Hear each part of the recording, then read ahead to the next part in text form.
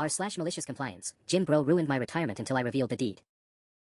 Hashtag r/MaliciousCompliance, Jim Bro ruined my retirement until I revealed the deed.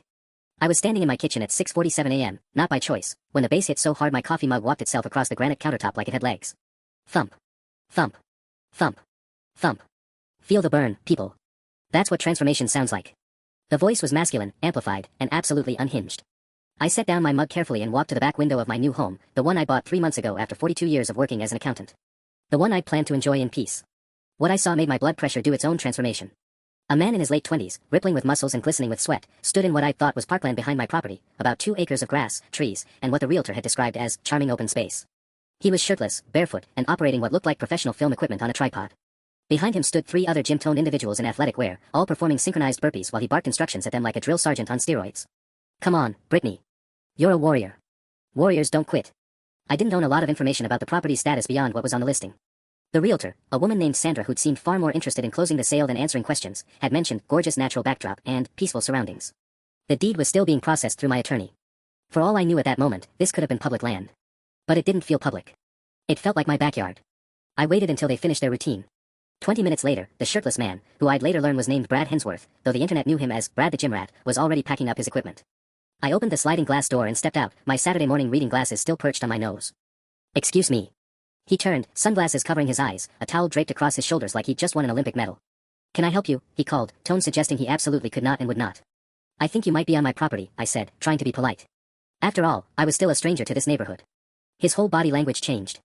The easy confidence calcified into something harder. This is public land, buddy. Public park. Been filming here for months. I'm not sure that's accurate, I said, walking closer. The realtor indicated. Look, I don't know what your realtor told you, but I have every right to be here. He was already picking up his tripod, but there was an aggressive edge to his movements now. This is public space. Everybody uses it. I was just told today I own. You own your house, man. You don't own the whole world. He laughed, a short, dismissive sound. Then he nodded at his 3 companions. Pack it up, guys. We're done here anyway. They left, and I stood there in the morning sun, second-guessing myself entirely. It wasn't until Monday that I received the deed and all the property documents from my attorney. I was so eager to review them that I practically tore open the envelope. My eyes landed on the property boundaries, highlighted in yellow by someone at the law firm. The deed included all the land. Every single acre. The trees, the grass, the spot where Brad the Gym Rat had been filming, all of it. Mine. Legally, definitively, completely mine. I felt relief wash over me like a cool shower. Ownership. Clarity. Case closed. Except it wasn't. Wednesday morning at 6:47 a.m., the bass returned. Thump. Thump. Thump. Let's go, warriors. This is your transformation moment. I stood at my kitchen window, deed in hand like some kind of exhausted lawyer, and watched him set up again. Same spot. Same 3 followers. Same unbearable volume. I went outside. I need to stop you, I said, trying to sound firm but fair. I have the deed. This is my property. Brad didn't even look at me. He was adjusting his camera angle. Cool story, bro. Still public land. It's actually not. You know what? He finally turned to me, and there was something in his expression that made my stomach tighten. I've got 14,000 followers watching this live stream right now. These people don't care about some old guy's property dispute. They care about fitness. They care about transformation. They care about being part of a movement. So here's what I'm gonna do, I'm gonna finish my workout. And you're gonna go have your Metamucil or whatever, and we're gonna both move on with our lives. He said it with such absolute certainty, such unshakable confidence that he was on the right side of this, that I actually left. I walked back inside, feeling small and confused and genuinely angry. That's when my phone started buzzing. I didn't have social media. Never felt the need. But apparently, Brad the Gym Rat had other ideas. He'd posted a video of our interaction to his Instagram story, just the part where I was trying to explain I own the property, cut to make me look like some paranoid lunatic complaining about a young guy just trying to better himself. The caption read, Karen alert. This boomer thinks he owns public land. Let's remind him that we have the right to use public spaces. Flex biceps fire hashtag fitness no matter what hashtag Karen get owned. By Thursday, 300 people had commented on that video. By Friday, the number had grown to over 3,000. I started getting messages on my personal email, which somehow people had found, calling me names I hadn't heard since middle school. One commenter had posted my street address. Another had created a meme of my face with Boomer Karen in bright red letters across the top. My daughter called me in tears. She'd seen it. People from her office had seen it. Dad, what happened? Why is the internet coming after you? I tried to explain, but even to my own ears, it sounded weak. By the following Tuesday, the police showed up at my door with a citation. Apparently, I'd interfered with public land use and harassed a private citizen. The officer who served it wouldn't meet my eyes. It was at that moment, standing in my doorway with an official citation I didn't deserve, my retirement in flames, my peace shattered, that I realized Brad the Gym Rat had made a critical error. He'd underestimated me. Hashtag chunk 2. The citation sat on my kitchen table like a coiled snake. I'd read it 7 times now, and the words still didn't make sense in any logical order. Interference with public land use. Harassment of a private citizen. Creating a public disturbance. Creating a public disturbance. Me. The man who'd spent 42 years filing taxes and never raised his voice in a restaurant. I called my attorney, Richard, on Wednesday morning. He was a sharp guy in his 50s who'd handled my house purchase with surgical precision. When I explained the situation, there was a long pause on the other end. Let me get this straight, he said carefully. You own the property. The deed is clear. The land is yours. But you received a citation for interfering with someone using your property? Yes. That's absurd. Who issued it? The county police. The officer said something about community access rights and grandfather clauses on public use patterns. I didn't fully understand it, honestly. I was too shocked. Richard made a sound like air leaking from a tire. That's garbage. Listen, I'm going to do some research on this. There might be some local ordinance I'm not immediately familiar with, but fundamentally, if you own the land, you own the land. Worst case, we fight this in court. Don't worry. But I was worried. I was more than worried. The internet had decided I was the villain in this story, and the internet had a very long memory. By Thursday, someone had created a TikTok account dedicated entirely to me. They'd taken screenshots from Brad's videos, mixed them with unflattering angles of my face, and set them all to mocking music. The account had 4,000 followers within 48 hours. One video, just me standing there looking confused, had been viewed 1.2 million times. The comments were a symphony of cruelty. This boomer really thought he could stop the fitness revolution. Brad is a national treasure and this guy is a loser. He probably called the cops because Brad's muscles intimidate him LMAO. I made the mistake of reading the comments. I made an even bigger mistake of continuing to read them as they multiplied like bacteria in a petri dish. My neighbor, Margaret, who lived 3 houses down, knocked on my door Friday afternoon with a casserole she clearly purchased from the grocery store bakery. The gesture was kind, but the way she wouldn't quite meet my eyes told me she'd seen the videos. Just wanted to check on you, she said, her voice strained with the kind of politeness you use with someone you're uncomfortable around. This whole thing must be stressful. It's being handled, I lied. Thank you for the casserole. I closed the door and set the casserole on the counter next to 3 others that had accumulated over the past week, all from people who felt obligated to show support while simultaneously wanting to maintain social distance from the internet's designated villain. The real blow came on Saturday morning when I checked my email and found a message from the Homeowners Association. Apparently, someone had filed a formal complaint about me, citing hostile and aggressive behavior toward community members and creating a hostile environment for residents. There was no formal complaint form attached. Just the email, vague and damaging in its implications. I tried to call the HOA president, a man named Gerald who I'd met once at closing, all handshakes and false warmth. His assistant told me he was unavailable and would get back to me. He never did.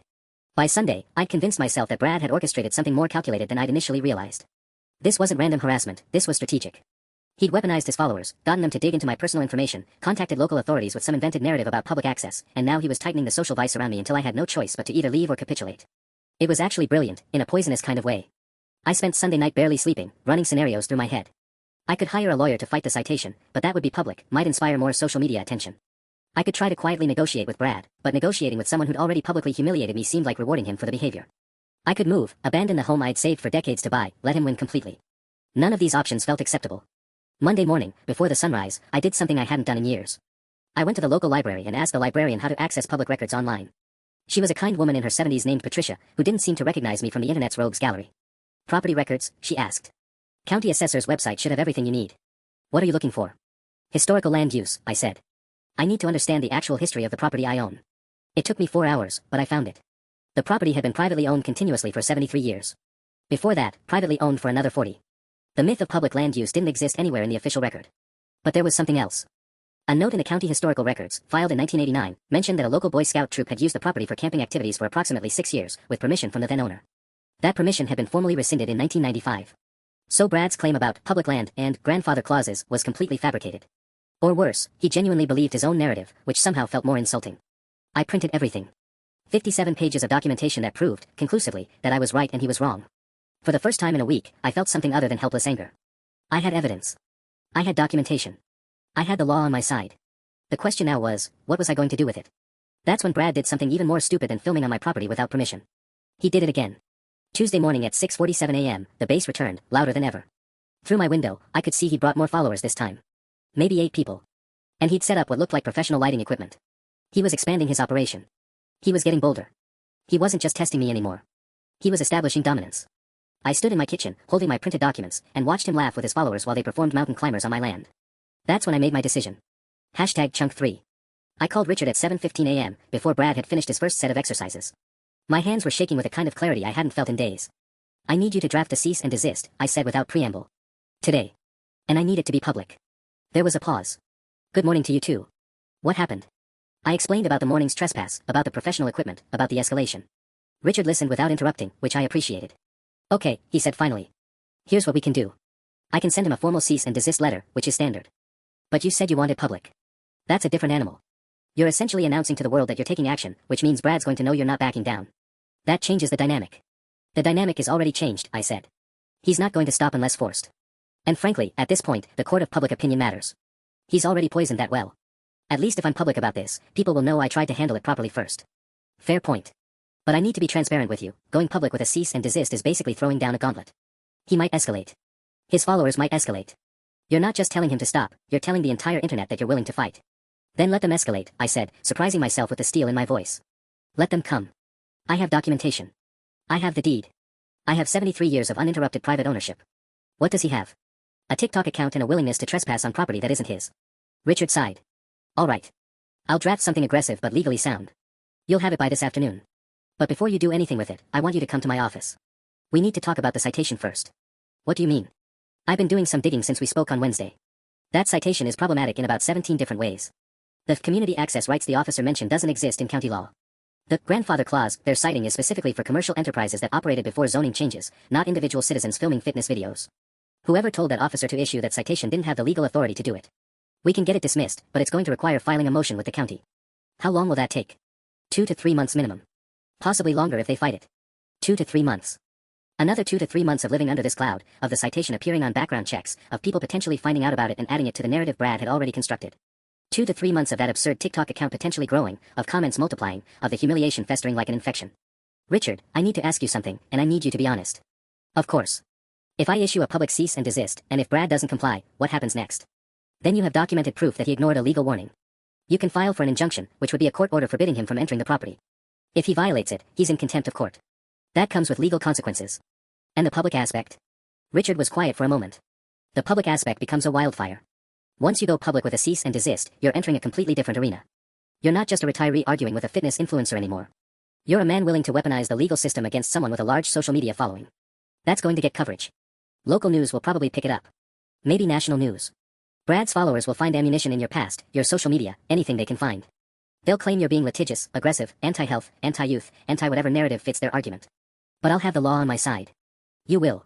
But the law and public opinion are two different things. Sometimes they align, sometimes they don't. You need to understand what you're choosing before we move forward. I watched through the window as Brad loaded his equipment into a Range Rover that probably cost more than my monthly mortgage. He was laughing, checking his phone, completely oblivious to the fact that the man he dismissed as a Karen was making decisions that would alter his life. I understand, I said. Draft the cease and desist. Make it strong. After I hung up, I sat at my kitchen table with the 57 printed pages and thought about the last 10 days. I thought about Margaret's strained voice, about the librarian's unconscious kindness, about the HOA's vague threat, about Margaret checking in on me like I was a charity case, about being cited for interfering with my own property, about a million strangers on the internet deciding I deserved mockery. I also thought about something else, something that had started nagging at me around 3 a.m. that morning when I couldn't sleep. Brad's Range Rover. His professional lighting equipment. The way he talked about his brand and his followers and his platforms. He wasn't just filming on my property because he liked the scenery or because he genuinely believed it was public land. He was building something, monetizing something. Every video was content. Every follower was currency. Every second of footage was potential revenue. That's when I realized Brad had made an error even bigger than I'd initially thought. He hadn't just trespassed on private property. He'd potentially built his entire online brand, his entire income stream, on the back of using my land without permission or compensation. I opened my laptop and started a new search. Not just for property records or legal precedents, but for Brad's social media presence. How many followers did he have? How many videos had he posted?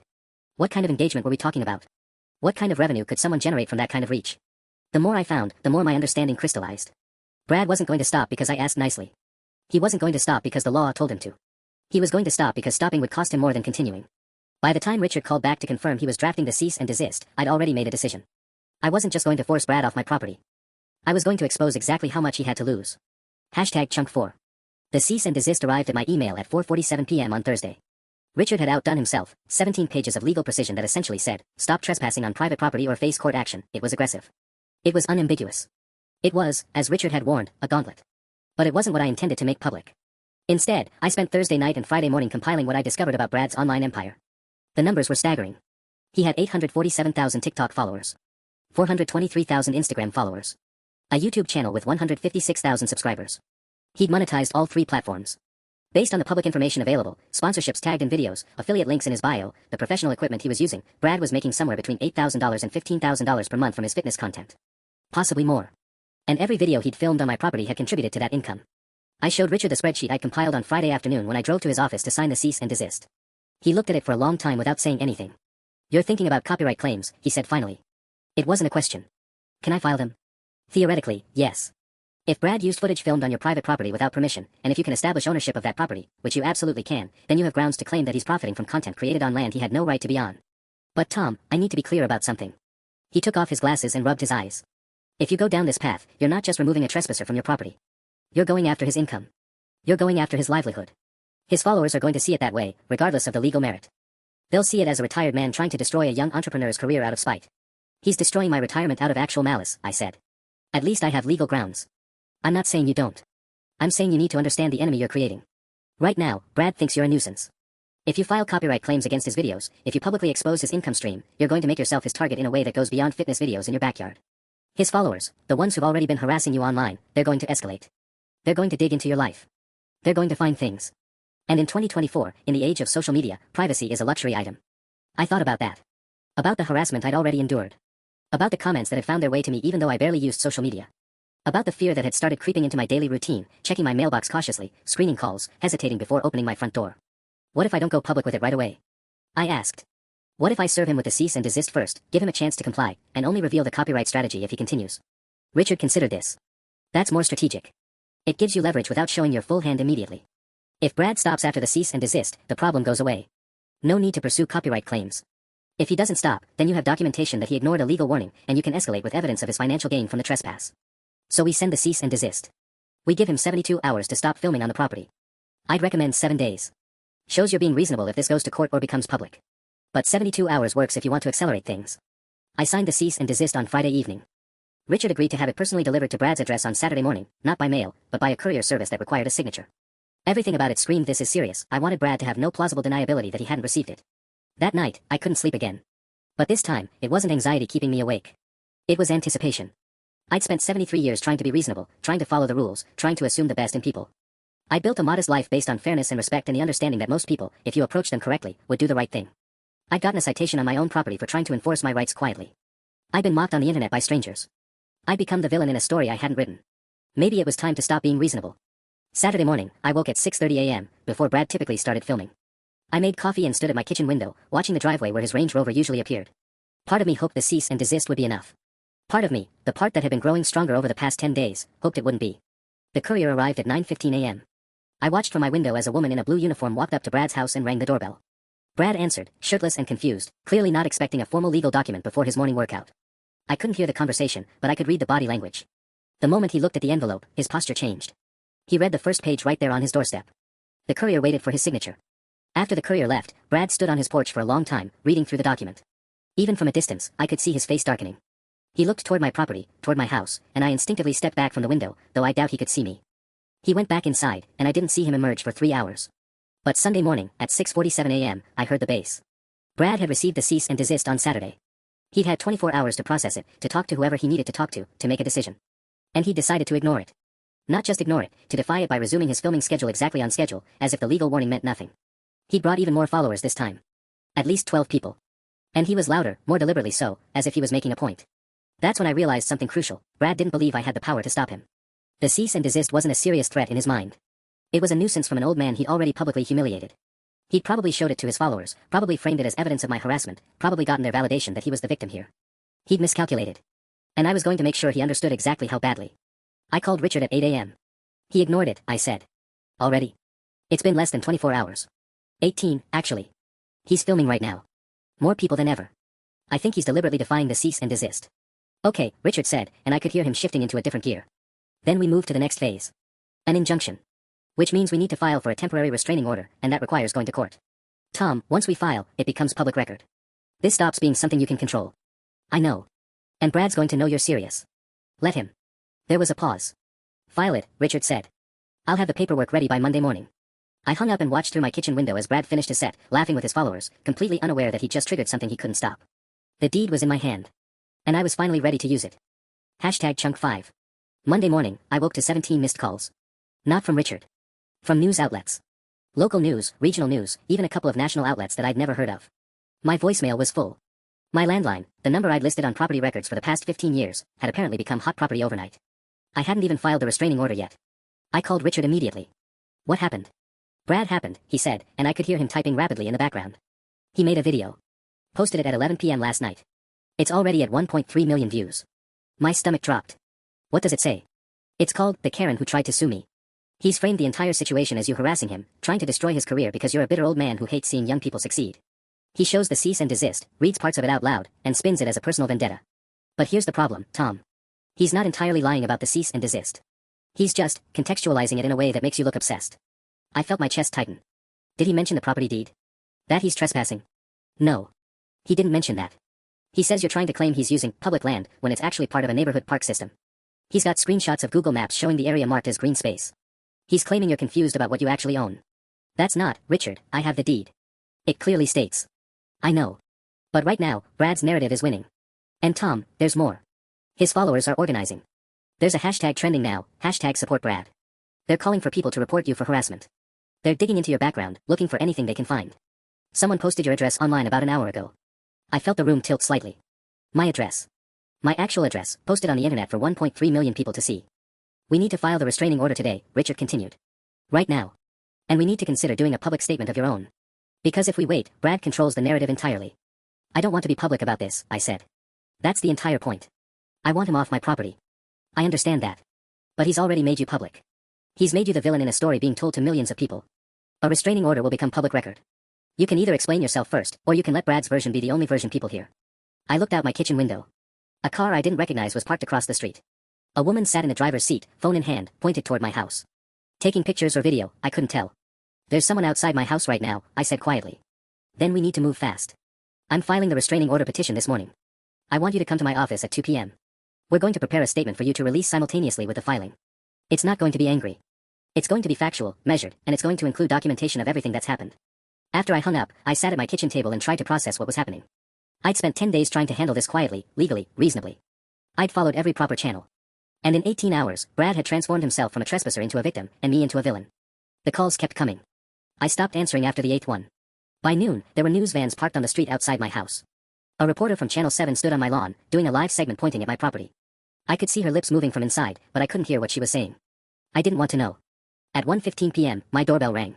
I hesitated for a long moment before opening the door. A young man in his 20s stood on my porch, holding his phone like a weapon, camera pointed at my face. Mr. Thompson. I'm from Brad's community. We just want to talk about why you're trying to destroy an innocent content creator's life. I didn't answer. I closed the door. He kept ringing the bell. I didn't open it again. By the time I left for Richard's office at 1:45 p.m., there were 4 people on my property. Not filming, not being overtly aggressive, just present. Standing in my yard. Waiting. Making their point without having to say anything.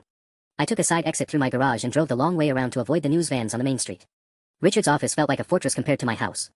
He had security, barriers, and a level of control that I desperately needed. He walked me into a conference room where a younger woman, his associate, Sarah, had already compiled the evidence into a neat, presentation-ready format. We have everything, Sarah said. Police citations showing Brad was issued the same citation you were. Timestamps of his videos. Your property deed. Records of the noise complaints you filed before any of this escalated publicly. Text messages where Brad explicitly refused to leave your property. Email chains. Everything. What about the allegations that this is public land? I asked. Factually false, Richard said. We've already verified with the county assessor's office. Your deed is clear. The land he's been filming on is entirely within your property boundaries. There's no public park. There's green space, but it's yours. So why did the police cite me? That's the part we need to understand, Richard said. Because if Brad called in a complaint about you interfering with public land use, that suggests either he lied to the police or the police officer made an assumption based on his description. Either way, it's a problem for them, not you. Should we report that? I asked. We're going to mention it in a statement, Sarah said. Not accusingly. Just factually. That a citation was issued based on the assumption that Brad was using public land, when county records clearly show that's not the case. They walked me through the statement they'd prepared. It was careful, precise, and utterly devastating in its simplicity. It didn't attack Brad. It just laid out facts. Dates. Documents. Proof. Once we file the restraining order, Richard explained, this becomes public record anyway. Brad will know everything we have. But if we release the statement first, we control how people understand the timeline. We're not retaliating, we're clarifying. And if he ignores the restraining order? I asked. Then we file for a preliminary injunction. And after that, we have grounds for contempt of court. At that point, he's not just trespassing. He's violating a court order. I looked at the statement. At the evidence. At everything I'd compiled over the past 10 days. My hands were shaking. Release it, I said. Release it all. #Chunk6. The statement went live at 3:47 p.m. on Tuesday afternoon. Within 8 minutes, it had been shared 12,000 times. Within an hour, 200,000. By dinner time, it was the number 3 trending topic on Twitter, right behind a celebrity divorce and a political scandal. The difference was that my statement came with receipts. Screenshots. The actual deed, scanned and embedded. Police citations. Timestamps. Everything Brad had claimed was a lie, systematically dismantled with documentation. Richard had warned me that Brad would respond. What he didn't prepare me for was how quickly. Brad's counter video went up at 5:22 p.m., just 95 minutes after my statement dropped. I was at Richard's office when Sarah got the notification. She pulled it up on the conference room monitor without asking. "You don't have to watch this," Richard said quietly. I watched anyway. Brad sat in his car this time, parked somewhere I didn't recognize, with professional lighting and a ring light clipped to his dashboard. He looked tired. Angry. Scared, maybe, though he was clearly trying to hide it behind the same confident swagger I'd seen in a dozen of his fitness videos. "Okay, so this old man, Mr. Thompson, he's come out with some documents," Brad said, his tone dismissive even as his jaw clenched. "And I want to be really clear about something. I'm not a lawyer. But what I am is someone who actually cares about community. About making fitness accessible to everyone." He held up his phone. My deed was displayed on the screen, my actual property deed, with my name and address clearly visible. "He's trying to weaponize a piece of paper," Brad continued. "And maybe technically he owns the land. I don't know. But here's what I know, that space has been used by the community for years. For fitness. For wellness. And instead of being proud of that, instead of being grateful that young people are using his land to improve their lives, he's decided to play property lawyer and send cease and desist letters like some kind of..." He paused, as if searching for the right word. "Like some kind of tyrant." He leaned toward the camera. "And now he's doxing me. He's releasing my citations. He's trying to make me look like a criminal when all I've ever done is try to help people get healthy. My followers know the truth. They know what kind of person I am." The video continued for another 4 minutes, and with each passing second, I felt the knot in my stomach tighten. Because Brad was doing something I hadn't anticipated. He wasn't denying the facts in my statement. He was simply reframing them. Recontextualizing them through the lens of his narrative, Brad the misunderstood fitness influencer, targeted by an old man who didn't understand modern community building. And it was working. The comments beneath the video started rolling in within minutes. "This old dude is so bitter. Why can't he just let people use his land? It's not like he was using it. Typical boomer energy. Tries to destroy a young entrepreneur because of jealousy." But there were others. People who'd read my statement. Who'd looked at the deed. Who understood what trespassing actually meant. The deed is public record. He literally owns it. Brad is gaslighting everyone. The old guy asked him to leave multiple times. So Brad admits he's using someone else's property without permission. That's called trespassing. The comments warred with each other. The discourse fractured. And I realized with a sinking feeling that no amount of documentation was going to change the minds of people who'd already decided Brad was the victim in this story.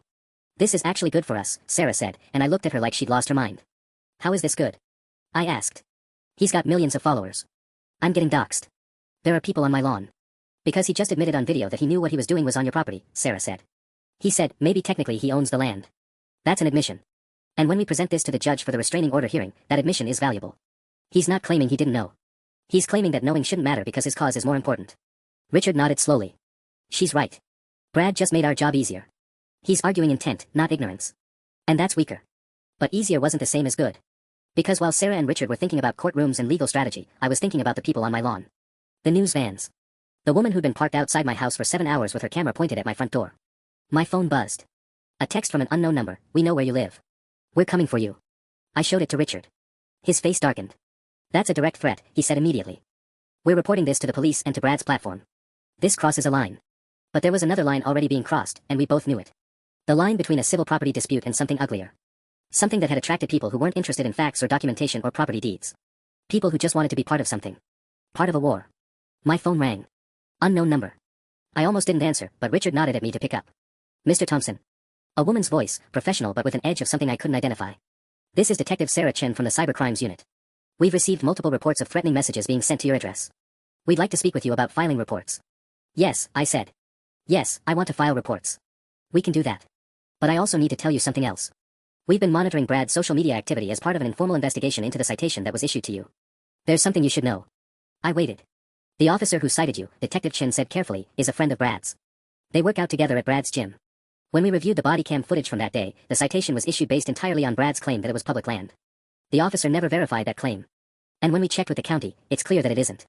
The words landed like stones in still water. Everything rippling outward. "What does that mean?" I asked, though I think I already knew. "It means the citation against you was issued under false pretenses. And it means we're now looking at whether that constitutes official misconduct. It's complicated, Mr. Thompson. We're still reviewing. But I wanted you to know that the narrative you're being presented with, that you're harassing someone on public land, is factually inaccurate, and we're aware of that." After we hung up, I sat in Richard's conference room in silence.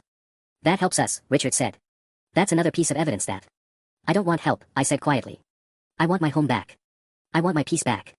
I want to wake up in the morning and not be afraid of my own front yard. Richard didn't have an answer to that. Hashtag chunk 7. The restraining order hearing was scheduled for Thursday morning, 4 days after my statement went live. 4 days of escalation. 4 days of watching my quiet life transform into something unrecognizable. The death threats had stopped coming to my phone by Wednesday afternoon. Detective Chen's office had issued warnings to several accounts, but they'd migrated elsewhere. Twitter. Instagram. TikTok. YouTube comments under videos I'd never made. People I'd never met were now experts on my character, my motivations, my alleged crimes. I was a property hoarder. A boomer trying to suppress youth culture. A bitter old man jealous of youth. The creative interpretations of my villainy were almost impressive. What was less impressive was the news coverage. The major outlets had mostly ignored the story at first. It was local news, a property dispute, a minor citation, an influencer controversy. Not quite big enough for national attention. But something had shifted Tuesday night. A cable news host I'd never heard of had picked it up as a segment on a show focused on generational conflict. Then another network did the same. By Wednesday morning, I wasn't just a guy in a local dispute anymore. I was a symbol. A representation of one generation's supposed greed holding back another's potential. The irony was that Brad had become something similar in reverse. He was being portrayed, by his own followers and by increasingly partisan media coverage, as a scrappy entrepreneur being crushed by the system. By the man. By capitalism. By old money landowners. Never mind that I didn't have old money. That I'd worked 42 years in a factory, bought this house with a mortgage, and just wanted to spend my final decades in peace. The narrative has become bigger than the facts, Richard explained to me Wednesday night as we prepared for the hearing.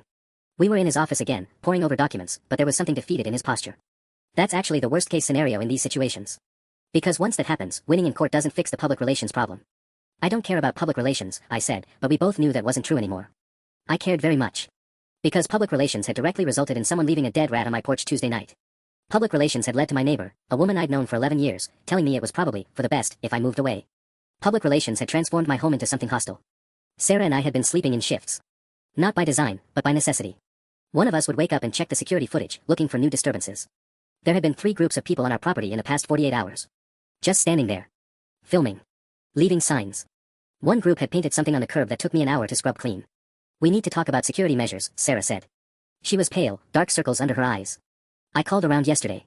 There are companies that specialize in this. Residential protection. They can. I'm not hiring armed guards, I said flatly. I'm not turning my house into a fortress. We already have cameras. We could add motion sensors, better lighting, maybe a gate. That makes it worse, I interrupted. A gate, more security, that just confirms to people that I'm hiding something. That I have something to hide. But I was hiding something. We all were. The thing we were hiding was how scared we'd become. Thursday morning arrived gray and cold. October had turned unpleasant while I wasn't paying attention. Richard had advised me to dress formally, to appear respectable and reasonable. Judges are human, he'd said. They respond to presentation. So I wore the suit I bought for my daughter's wedding 6 years ago, the one that still fit if I didn't button the top button. Sarah drove me to the courthouse in silence. The news vans were waiting in the parking lot. Mr. Thompson. Do you regret purchasing the property? Mr. Thompson, do you have a statement for Brad supporters? Is it true you're trying to prevent young people from exercising? I kept my head down and let Richard do the talking, which amounted to no comment repeated 5 times. The courtroom was smaller than I expected. More intimate. Brad was already there with his own lawyer, a sharp-looking woman in her 50s who introduced herself as Michelle Garrett, specializing in civil rights and defamation cases. The juxtaposition was grotesque. This was a property dispute, not a civil rights case. But that was exactly the narrative she was building, and I could see it already taking root in the judge's expression. Judge Patricia Holloway was in her 60s, with careful eyes that gave nothing away. She reviewed the paperwork before us in silence while I sat at the table next to Richard, hyper-aware of my heartbeat. This is a request for a restraining order, Judge Holloway said finally, looking up. On what grounds? Richard stood. Your Honor, my client has been subjected to trespassing on his property, harassment from Mr. Delgado's followers, direct threats, and general interference with his ability to peacefully enjoy his home. The evidence is clear that Mr. Delgado. The property deed shows ownership, Michelle Garrett interrupted, standing. But it doesn't show intent. My client has been using this land in good faith, believing it to be public space. He's built a community there. A fitness community that's helped thousands of people. And now my client is being harassed by Mr. Thompson's legal team, his citations are being weaponized, and his character is being assassinated on the internet. If anyone needs protection, it's Mr. Delgado. It was brilliant, in a deeply sick way. She'd inverted the entire situation in 3 sentences. I understand both positions, Judge Holloway said carefully. But the legal question is straightforward. Mr. Thompson owns the property. Mr. Delgado has been using it without permission and has refused to stop. That's trespassing. I felt a flutter of hope in my chest. However, the judge continued, the issue of harassment appears to be mutual. Mr. Delgado's followers are engaging in threatening behavior. But Mr. Thompson's legal team has also released information, citations, for example, that could be construed as contributing to that harassment. Your Honor, Richard started, but she held up her hand. I'm going to issue a limited restraining order, Judge Holloway said. Mr. Delgado, you are ordered to cease using the property in question for filming or any other purpose, effective immediately. Mr. Thompson, you are ordered to cease making public statements about this matter that could reasonably be construed as encouraging harassment. Both parties will refrain from posting about each other on social media. Do we understand each other? It was a compromise. Which meant nobody was satisfied. Which meant everything was about to get worse. Hashtag Chunk 8. The judge's compromise lasted 3 days. I found out about the first violation through a notification on my phone, a TikTok video that had been posted at 6:47 a.m. and had already accumulated 2.3 million views by the time I saw it at 7:15. Brad was in my backyard. Our backyard. He was filming in the exact spot where he'd done his morning workouts for the past 6 months, and he was smiling directly at the camera while doing it. "I'm not leaving," he said to his followers, his voice calm and measured in a way I'd never heard before. "I'm not going anywhere. This land belongs to everyone. The people own the land, not one bitter old man. I'm staying. I'm here. And I'm going to keep being here because that's what justice looks like." The comments were already in the thousands. Fire emoji. Clapping emoji. King behavior. Don't let him silence you. This is about freedom. I called Richard before 8 a.m. His voice was tired when he answered. "I saw it," he said. "I'm filing for emergency enforcement of the restraining order. But Jack, we need to talk about something else." "What?" "The judge's gag order. It applies to you too. If you make any public statement about this, any statement at all, you could be held in contempt. Brad knows that. This video is designed to provoke you into responding. Don't take the bait." But the bait had already been swallowed. I was standing in my kitchen, looking out at my backyard, watching strangers film on my property again, and I couldn't move. Sarah put her hand on my shoulder, but I barely felt it. "What do I do?" I asked Richard. "You wait. We file the emergency motion. The judge makes a ruling. And if Brad violates again, there are consequences." Consequences. That word had become meaningless. The emergency motion was filed Friday afternoon. Judge Holloway's ruling came down Saturday morning. Brad was in direct violation of the restraining order and was being held in contempt of court. He was ordered to pay a fine of $5,000 and was given a clear deadline, vacate the property by 4 p.m. Sunday or face arrest. Brad's response was to post a 45-minute live stream. He was sitting on my back patio, the one Sarah and I had refinished together 2 years ago, and he was crying. Real tears, or at least tears that looked real to his 847,000 concurrent viewers. He talked about injustice. About a system designed to protect property over people. About how this was bigger than him now, bigger than fitness, bigger than any one person. He was a martyr, and he was going to accept the consequences of standing up for what was right.